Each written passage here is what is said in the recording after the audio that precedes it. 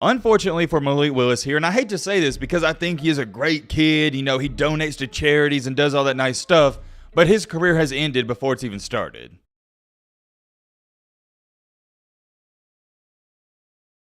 You hate to see it, you really do. Some people would say, and I have heard this, that Matt, you gotta have a crystal ball or something, and nah, I disagree.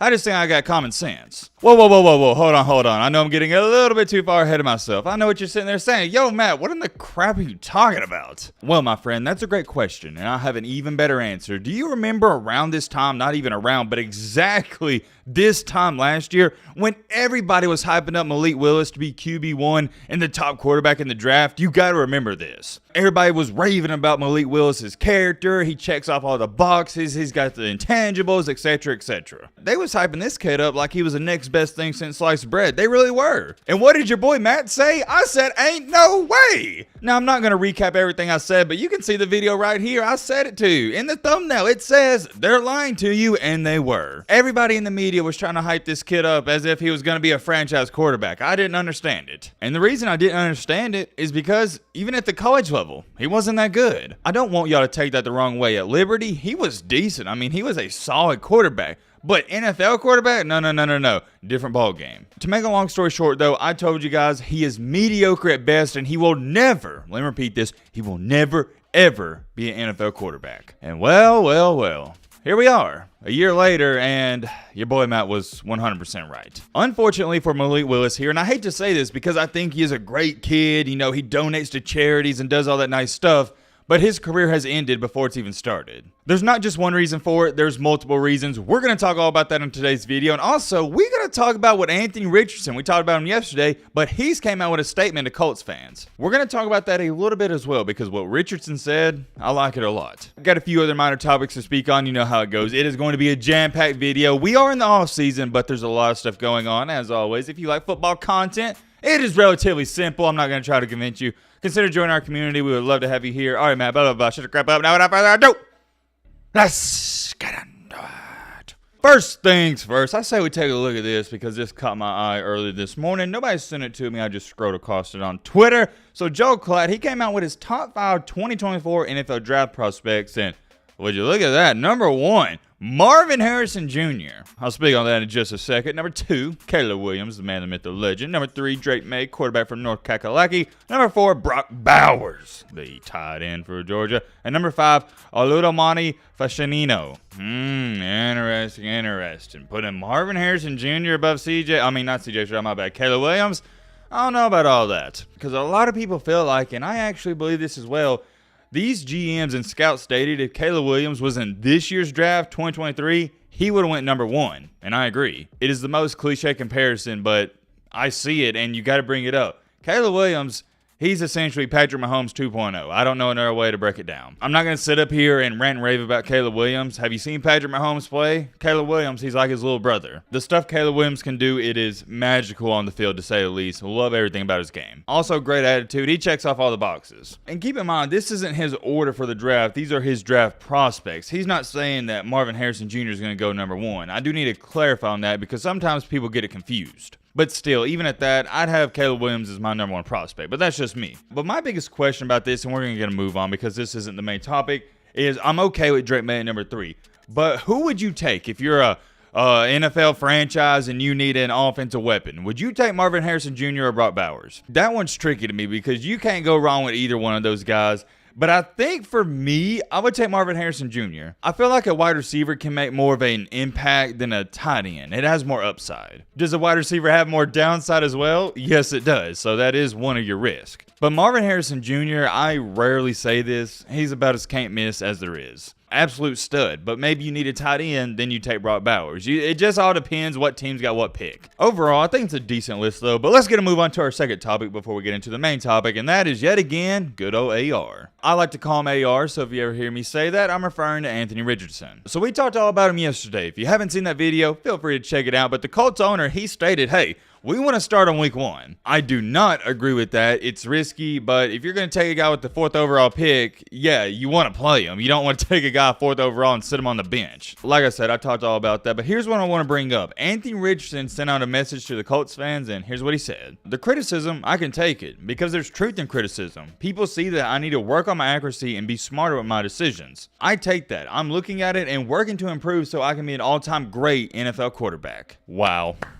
Just wow. Clap it up. You want to talk about a mature response, ladies and gentlemen? That's one right there. And it all goes back to this. Another main reason the Colts decided to take him over Will Levis is because of his maturity level, is because of his ego. And when I'm talking about his ego, I ironically mean he doesn't even have one. The kid was asked about how he's going to deal with criticism, and he said this.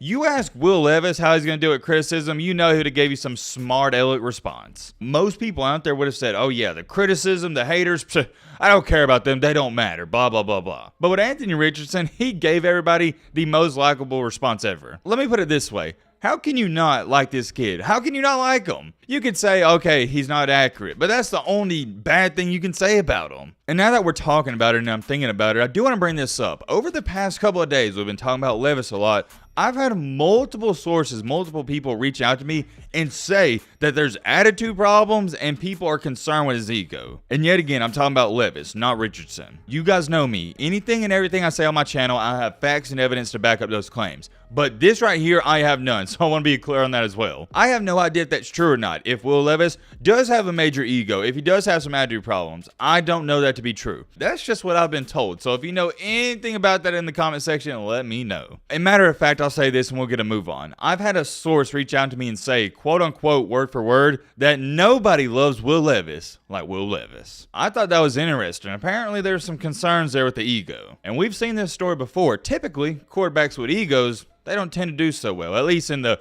recent couple of years, a couple that come in my mind, Baker Mayfield, Johnny Manziel. Will Levis kind of feels like he's in that same category. He's a good looking dude. He got the hot, or had the hot girlfriend. You know, he's top quarterback, got a cannon of an arm. You kind of get some reminiscences here of Johnny Manziel and Baker Mayfield. But here's the thing with Johnny Manziel and Baker Mayfield. They had generational talent. Will Levis, not so much. So he's got the ego of a Johnny Manziel for Baker Mayfield, but he's not as talented either. Not a good combination. Yet again, do want to make this clear, that's just rumors, that's just stuff I've heard. But now finally, moving on to the main topic of the main encore, the main reason you clicked onto this video, we got to talk about good old Malik Willis. Well, actually, we're going to talk about Malik Willis and Will Levis because it goes hand in hand, and I think you guys probably assumed that. I've been following this situation pretty closely. So about, I think it was, it was 6-7 days ago, rumors came out that the Titans have reportedly, quote-unquote, lost faith in Malik Willis. Why don't they believe in him already? It's only year 2. Well, it has a lot to do with he's not that good of a quarterback, plain and simple. Let's not sugarcoat it. As a matter of fact, he's not even been close to mediocre. I mean, immediately the game that comes to my mind, did you see him last year against the Kansas City Chiefs?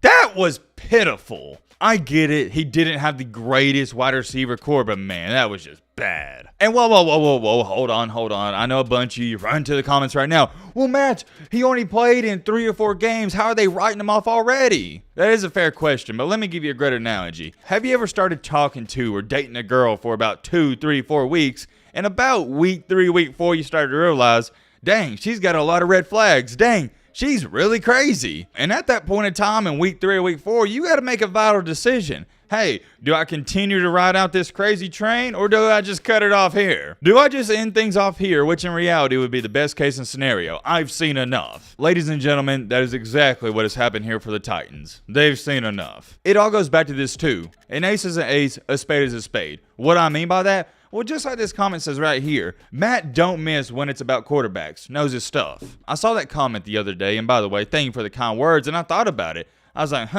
every analysis I've had on quarterbacks over my years, they've been close, if not too right, almost 100% of the time. Over the years, especially this year, if you've been watching the channel, have I been wrong on some of my picks for college football games and Simple stuff like that. Yes, of course, I've been wrong multiple times, a lot, and we've already stated that. But the two things I'm right on more times than not are head coaches and quarterbacks. I watched Caleb Williams play one game, and I said it then and there. I said, yep, this kid's special, generational talent. And that was at Oklahoma. Another recent example, as soon as Brian Harsin was hired at Auburn, I told you guys that day, and I got a lot of backlash for it. I said, Brian Harsin will be fired in 3 or 4 years. He's not SEC material. And people laughed at me. Everybody's like, come on, Matt, how are you saying that? You got to give him a chance. No, an ace is an ace, a spade is a spade. What do I mean by that? Well, let's get back on track here with Malik Willis. At Liberty, he had 27 touchdowns, not bad, but 12 interceptions, bad. At Liberty, he only completed 61% of his passes. Liberty. He ain't even playing good competition, but here is the game that I circled and I brought up time after time. Everybody was hyping this game up. Malik Willis and Liberty, they were playing Ole Miss, and at the time, Ole Miss was ranked in the top 25,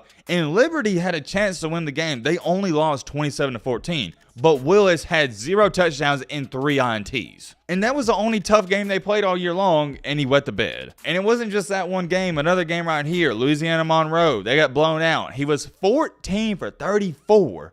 14 for 34. Terrible. 40% completion percentage. Had 2 interceptions again. Look, man, I can't break this down anymore. If I see you struggling against Ole Miss and Louisiana Monroe, why should I believe for a second you're NFL caliber, you're an NFL caliber quarterback? I'm sorry I laugh at, but I just don't understand why people hyped him up. And for the Titans this year, let's just take a look at the 3 games where he passed the ball the most. In the first matchup against Houston, he was 6 for 10, had 55 yards, 0 touchdowns, 1 INT. Okay, not too shabby, but here's where things start to go downhill. Against Kansas City Chiefs, I believe this was either a Monday night or Thursday night primetime game. Awful. The numbers don't even do it justice, but he was 5 for 16, 80 yards. 5 for 16, man, that's terrible. And his QBR was 10. And last but not least, the day before Christmas against Houston, again, 14 for 23, under 100 yards, 0 touchdowns, 2 INTs. For the season, he had 276 passing yards, 0, I'm going to repeat that, 0 touchdowns, and 3 INTs, QBR of 12.4. So to all the people out there that are saying, well, dang, why'd they lose faith in him? This is why. Remember, and I'm going to highlight it for you right here, this came out 6 or 7 days ago. This was before they picked Will Levis. The Titans getting another quarterback just solidifies this even more that, yeah, they're done with Willis. And as much as I've ragged on Will Levis, I will tell you right now up front, it ain't even close. Will Levis currently is better than Malik Willis. I don't even think it's that close. Am I a fan of the Titans getting Will Levis at 33? No, I am not, because I had Hendon Hooker ahead of Will Levis, but that's just me. Hendon Hooker is a better quarterback than Will Levis at this current moment in time, but that is a different conversation for a different day. That's how the cookie crumbles. They gave him an opportunity. They let him start a couple games, and he didn't show up. And in the NFL, that's all you get sometimes. You only get 1, 2, or 3 games to prove yourself, and you're done. They're moving on to somebody else. And that's what has happened. Let me know your thoughts down below. But,